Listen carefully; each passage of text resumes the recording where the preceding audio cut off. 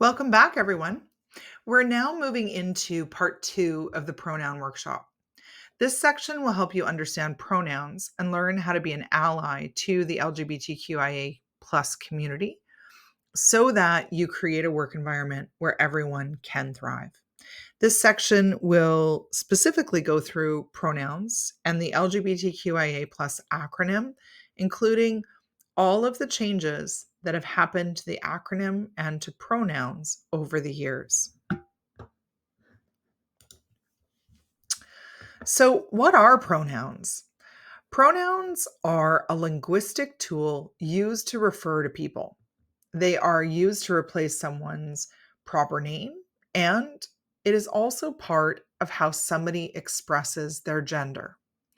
From pronouns listed on email signatures and business cards to pronoun buttons worn by employees, the business community across the globe is learning and looking to understand the impact of knowing someone, which includes how to ensure all employees feel they are seen, known, valued, accepted, and cared for. To understand the demand to learn about how to correctly use pronouns, in 2019, a study was done specifically on understanding the increase in popularity in learning about pronouns.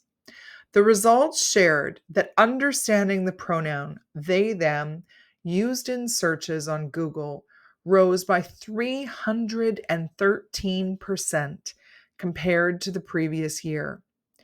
Year over year, learning and growing of the importance of identity and creating spaces where everyone can belong has increased, and the data continues to support this. Interestingly, how long do you think it has been since the term they, them was used in a singular form of gender identity? So just ask yourself that in your head.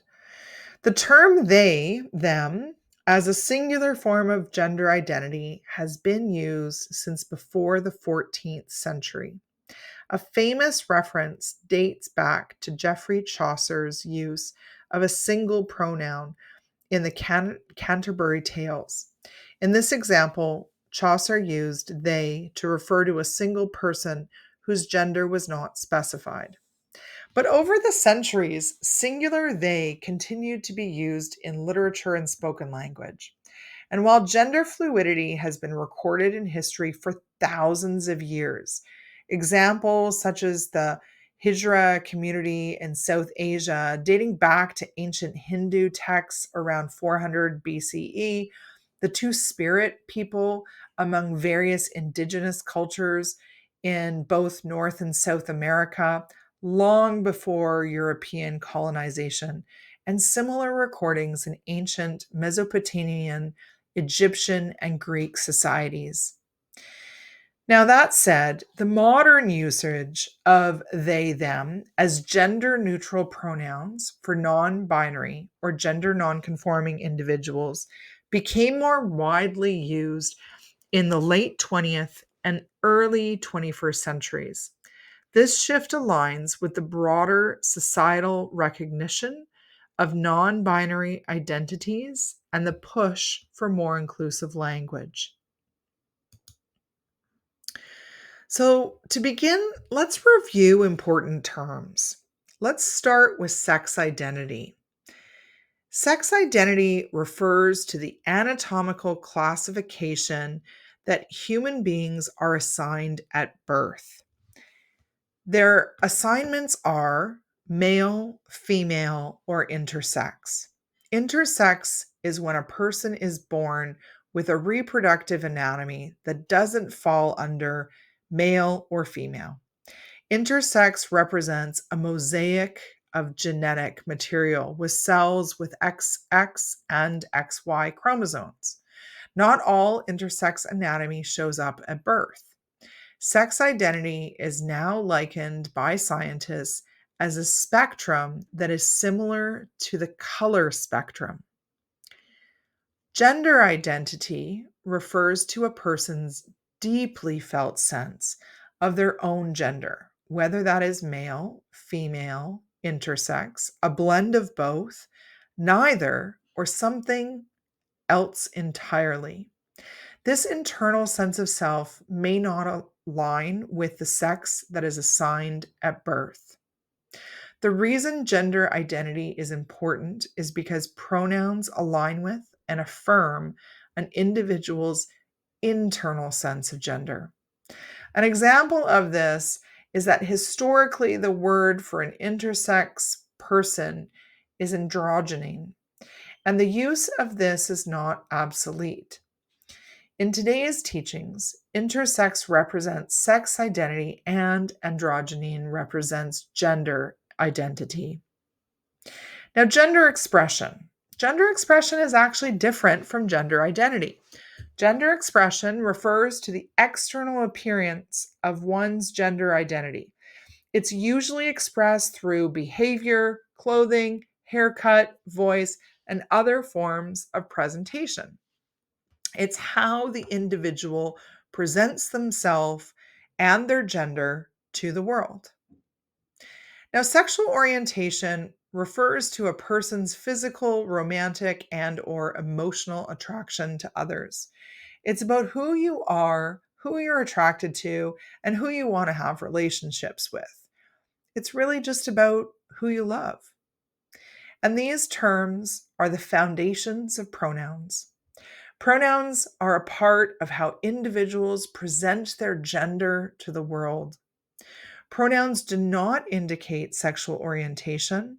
They are independent from whom someone is attracted to. When you think about pronouns, you have to keep in mind that gender identity and gender expression are different.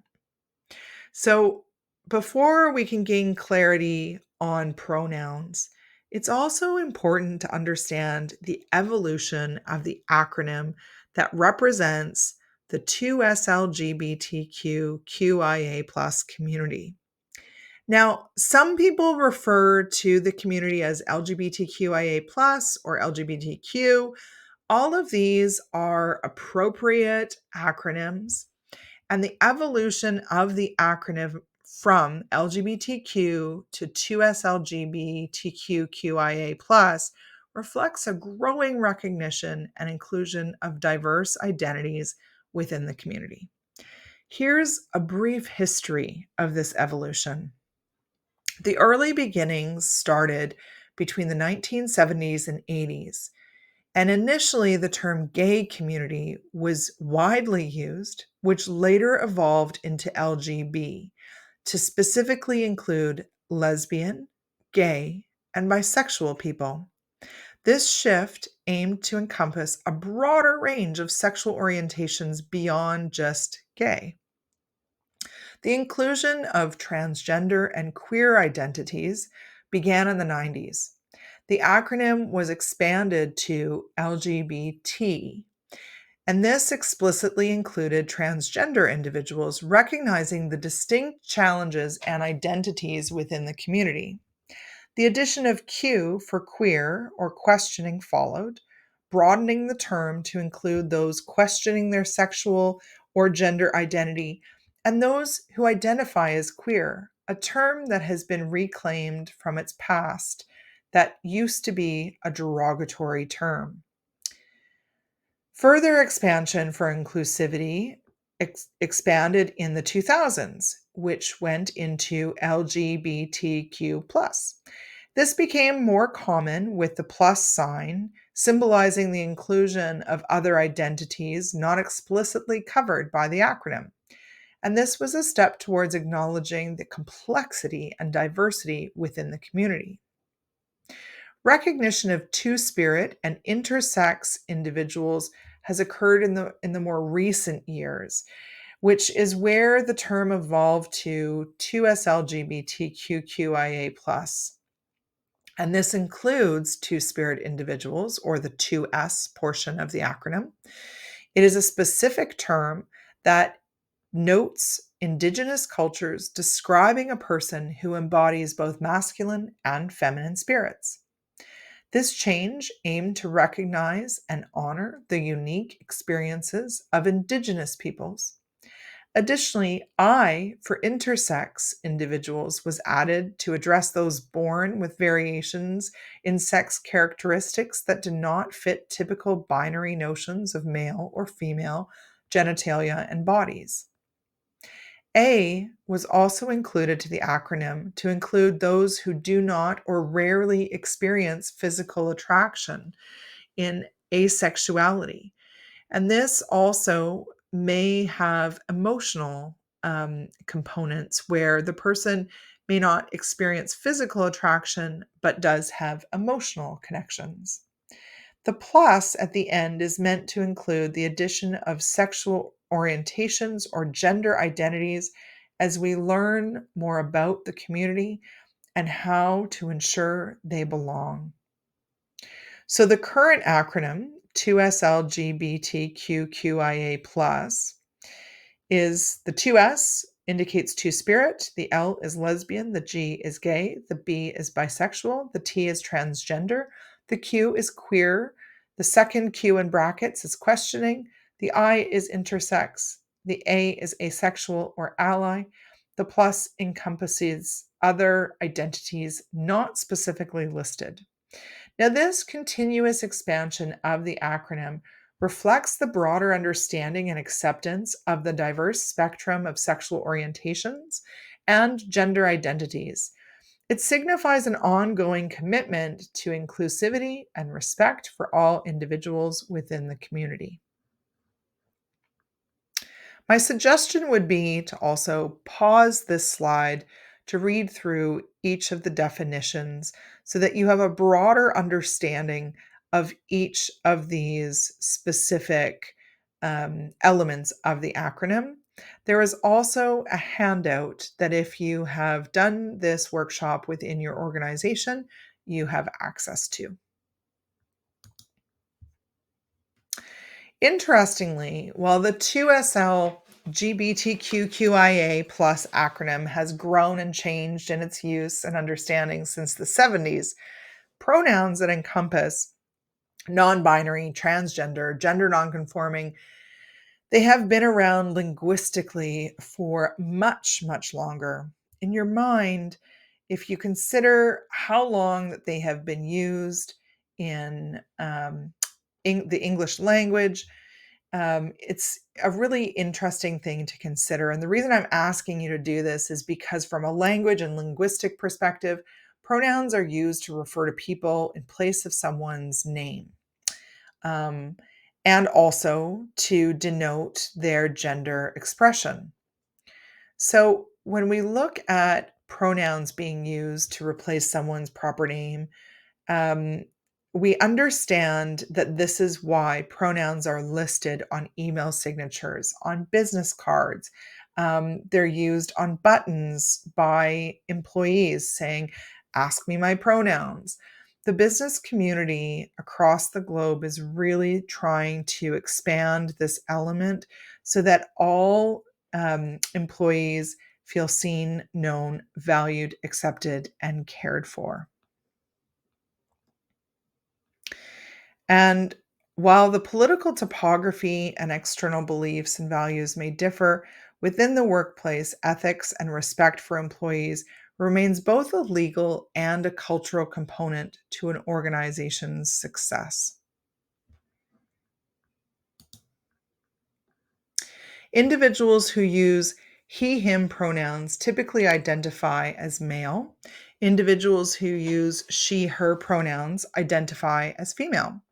These pronouns reflect the gender identity of the person. Now, this gender identity can either be cisgender, and cisgender means where the gender identity matches the sex assigned at birth, or it can be nonconforming identities, where the gender identity differs from the sex assigned at birth. A cisgender man uses he, him pronouns because his gender identity aligns with his assigned male sex at birth. A transgender man, or someone who is non-conforming who identifies as a man, also uses he, him pronouns because his gender identity as a man is internally experienced as male, despite malaligned assignment at birth. And the same is true for cisgendered women and non-conforming identities who identify as female. Now, they, them pronouns are commonly used by individuals who do not exclusively identify as male or female. They identify with non-conforming identities. And these pronouns are an important part of expressing one's gender identity and ensuring inclusive language. So, gender identity is a deeply felt sense of being male, female, a blend of both, neither, or another gender. And it's an internal sense of self that may or may not align with the sex assigned at birth. So, a non binary, gender non conforming person uses they, them pronouns because their gender identity does not align exclusively with being male or female. So here, Alex prefers they, them pronouns because they identify as gender fluid. Part of the issue cisgender people have with using they, them pronouns is their comfort with the language itself. As a cisgender person, a gay, lesbian, or queer person who identifies as the sex you were born with and the gender identity aligns with your sex identity, you are part of a larger population that, by sheer number and not needing to learn or understand from your own personal survival, has not allowed you to give much thought to the use of pronouns. This means that getting comfortable with they, them pronouns will take your awareness of why it's important and the impact that you have on your environment when you accept responsibility and accountability for the spaces that you're in. From a research, education, and business perspective, inclusive language in policies and business practices has already begun. Most official government, company websites, and even social media practices are to use they, them in place of he or her so that you are ensuring inclusive language. An example of this is employees will practice ethical behavior in the workplace. They follow policies 1.5 of their employee handbooks. Getting comfortable with the use of they, them is an important learning for inclusive language practices because it aligns with ethical standards in the workplace.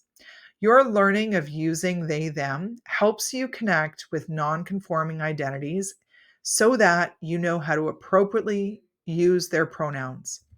There is an exercise you can practice to help you with this exercise video that accompanies this workshop in part 4. Some of you may have also seen that there are additional pronouns used in the workplace. Zir is the most common to replace they, them. While Zir was first published in academia in the 1970s, it gained a more widespread recognition in the 90s when the first formal introductions into inclusive language began.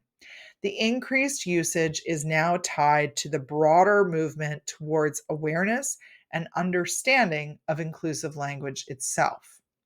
Zir was originally created by non-conforming identities in the queer community to help differentiate the pushback on they, them, their due to the struggle with the use of the language itself. They, them use in the 70s was seen as plural only. And the thought was that if there were terms to popularize non-conforming identities, it would actually help normalize the use of pronouns as a broader expansion. Now, the terms easier are associative language. They align with the sound of he, she. So z, he, she. Zir is also meant to align with his, hers, zirs.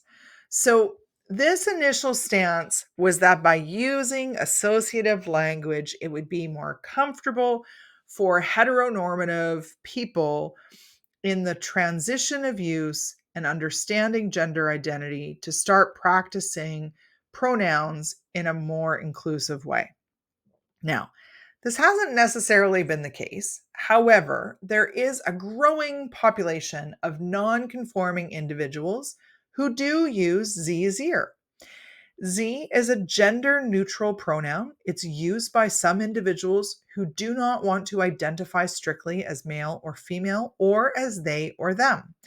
It is part of an effort to create more inclusive language that respects and acknowledges the diversity of gender identities. So, the role of Z, individuals who use Z often identify outside the traditional binary understanding of gender. They might identify as non binary, genderqueer, gender fluid, or another identity that doesn't necessarily fit neatly into that male or female category. So, someone might dress in a way that mixes traditional masculine and feminine styles while using Z as a pronoun. Z prefers to wear a mix of clothing styles that will feel comfortable and authentic.